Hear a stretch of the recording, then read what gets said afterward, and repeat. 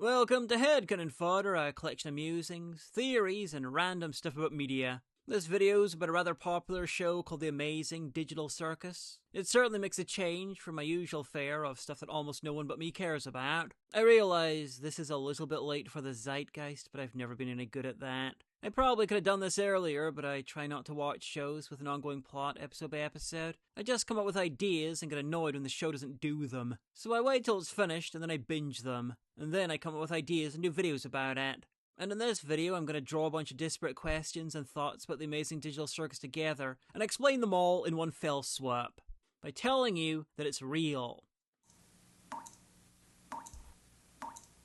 Don't look at me like that. Like what? Like I'm nuts!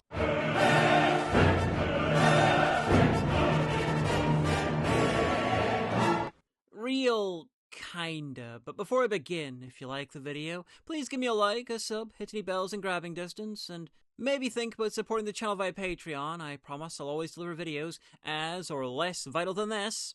Or just leave a comment. YouTube likes it when you do, and I do read them. Anyway, the Amazing Digital Circus. I don't actually think it's real, it's just that it's a real show in universe. This might take some explaining. But before that, the rabbit in the room, Jax. I have to say, as somebody who saw one episode many months ago and then deliberately kept away until I watched the whole thing in one sitting, it has been fascinating to watch people's comments on it all. A lot of people are really loudly, angrily bad at picking up on the obvious. Like, what did they need to do? Have her blare, "I'm trans and horribly damaged because of generalized abuse and transphobia."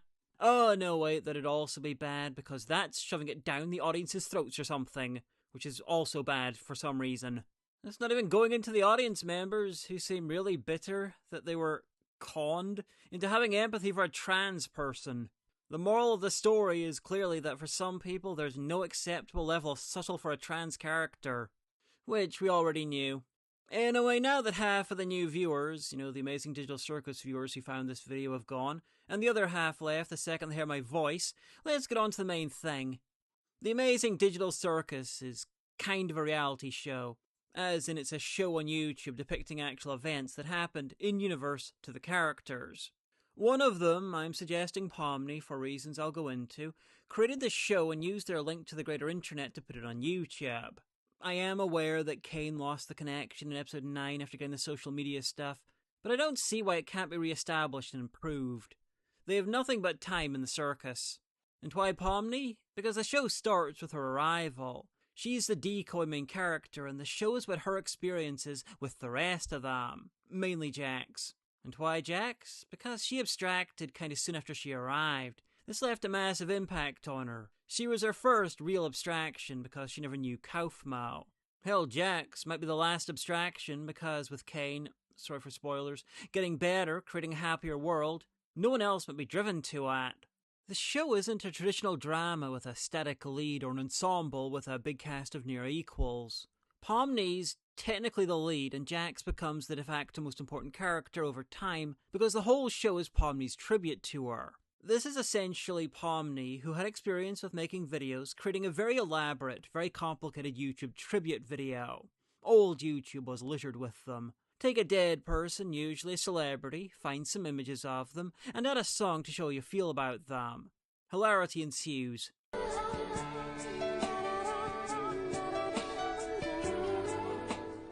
This stunning tribute to home improvement brings together a lot of the elements we're looking for. Low view count, inexplicable 5-star rating, and a minimum of effort. According to the video's uploader, they're not even sure who the song is by. Most of the show is a figurative version of this, but the montage with Isn't She Lovely is straight up this. Isn't she lovely? Even down to the emotional music. Pomni realised that I don't want to go.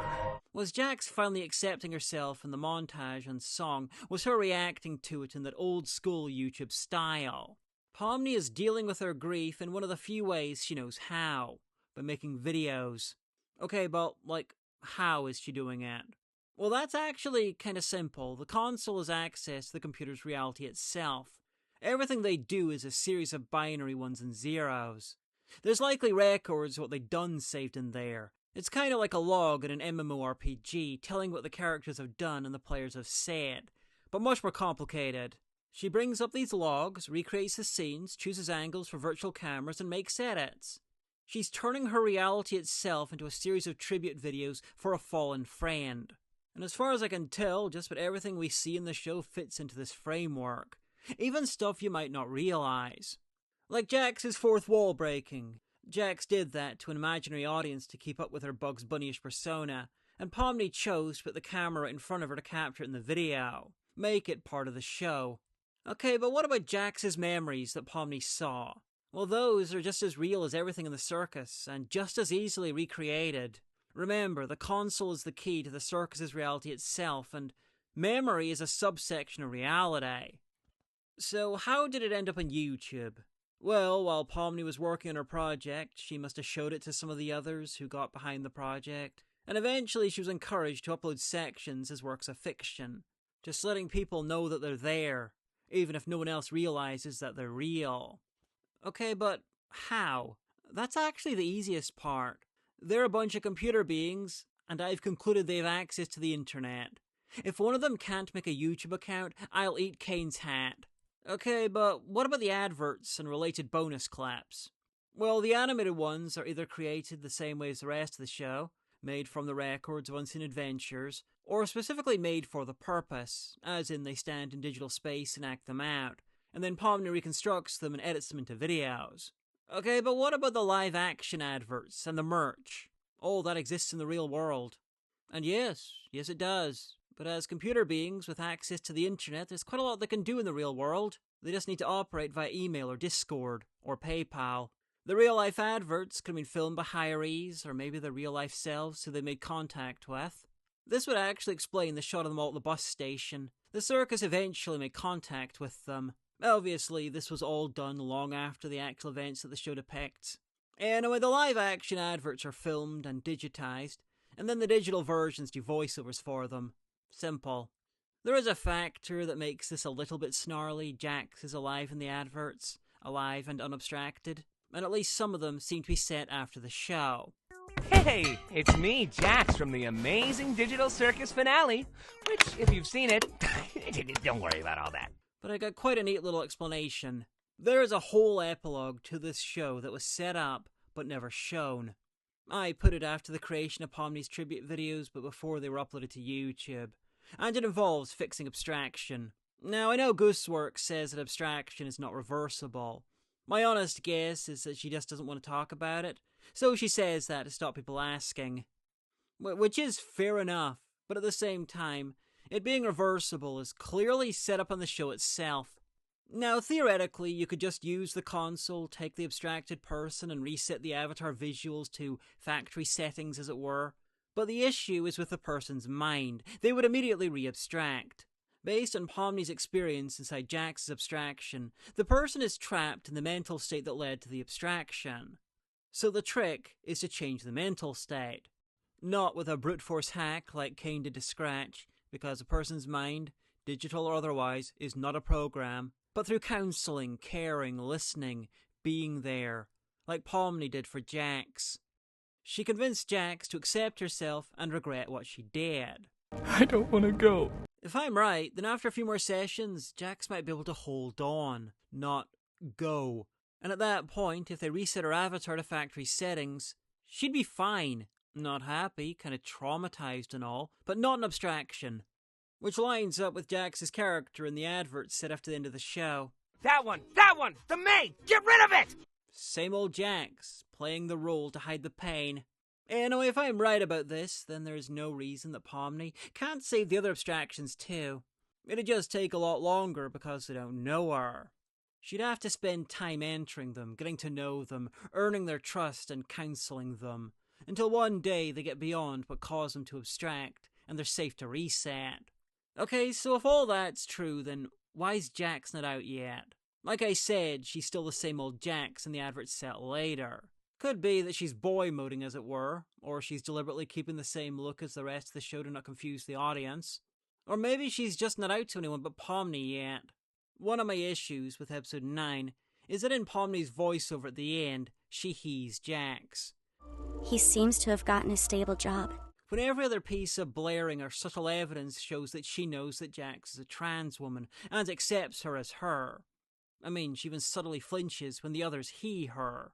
I hope it's enough to keep him contained. But this theory helped me make sense of that.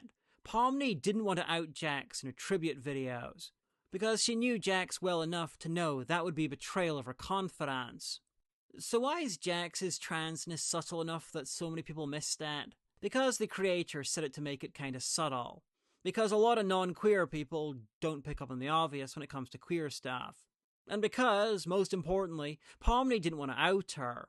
So all that's left is the subtle stuff.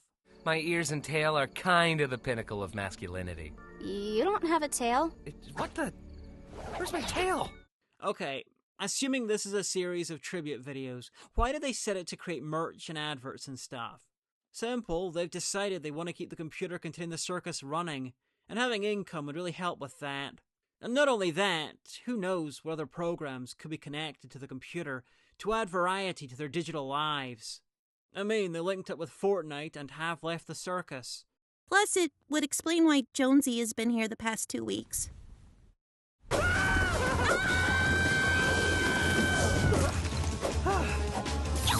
Money from the show and from merchandise will help keep them in experiences for as long as they want to keep going.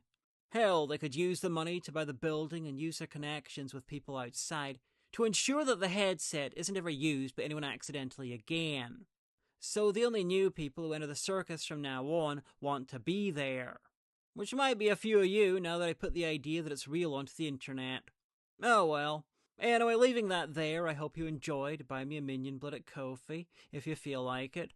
And if you have a film or a TV show or something you'd like me to spend way too much time thinking about, just head over to the Patreon, sign up, and make a request.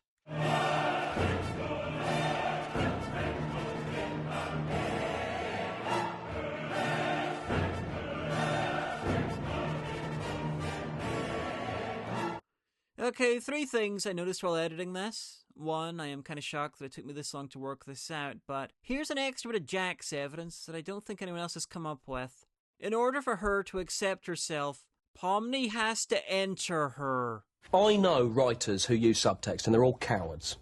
2, this thing looks really familiar. Guys, am I a monster in this? And 3, Ribbit's back. Evidence of de-abstraction intensifies.